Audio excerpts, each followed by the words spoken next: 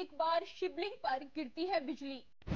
पहले टूटता है शिवलिंग, फिर जुड़ता है मक्खन से शिवलिंग। क्या चमत्कार है ये या कोई रहस्य है? नमस्कार, मैं हूं यूभी चौधरी और आप देख रहे हैं दिव्या दिल्ली न्यूज। वैसे तो पूरी दुनिया में भगवान शिव के अनेकों चमत्कारिक और रहस्यमयी मंदिर हैं, लेकिन भगवान शिव का ऐसा ही एक मंदिर हिमाचल प्रदेश के कुल्लू में स्थित है, जिसे बिजली महादेव मंदिर के नाम से जाना जाता है। बिजली महादेव मंदिर भगवान शिव के सबसे प्राचीन मंदिरों में से एक माना जाता है।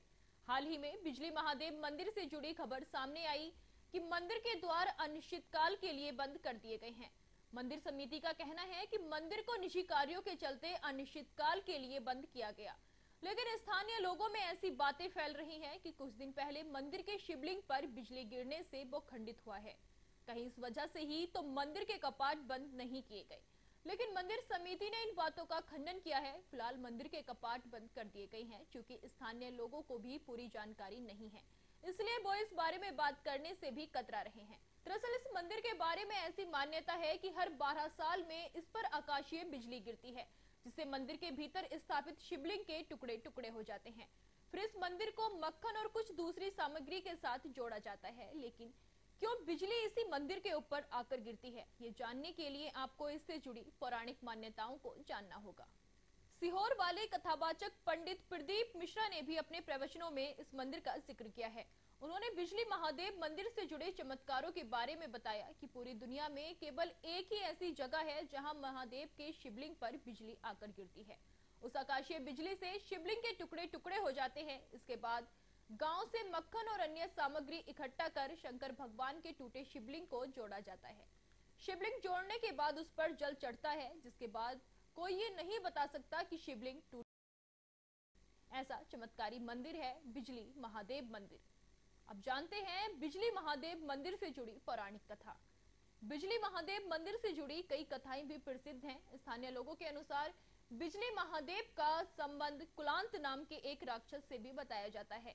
एक बार कुलांत नाम का राक्षस अजगर का रूप धारण करके नागाधार से होते हुए मथाना गांव गया और यहां से होकर बहने वाली व्यास नदी को रोक दिया, जिस वजह से यहाँ के जीव जंतु व्यास नदी के पानी में डूबकर मरने लगे। भगवान शंकर को जब ये बात पता चली तो वो कुलांत के पास आए और उससे कहा कि तुम्हारी पूंछ में आग लग गई है। ये सुनकर राक्षस जैसे ही अपनी पूंछ देखने के लिए मुड़ा, वैसे ही भगवान शंकर ने अपने त्रिशूल से उसका वध कर दिया।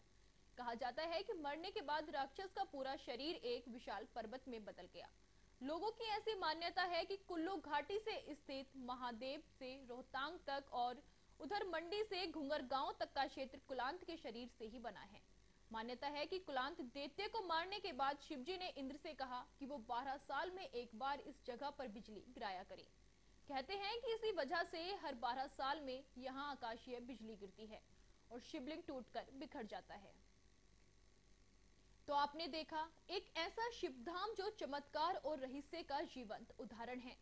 कुल्लू की वादियों में बसा बिजली महादेव मंदिर न केवल श्रद्धा का केंद्र है, बल्कि उन स्थानों में से एक है जहां विज्ञान और आस्था दोनों के जवाब अधूरे हैं।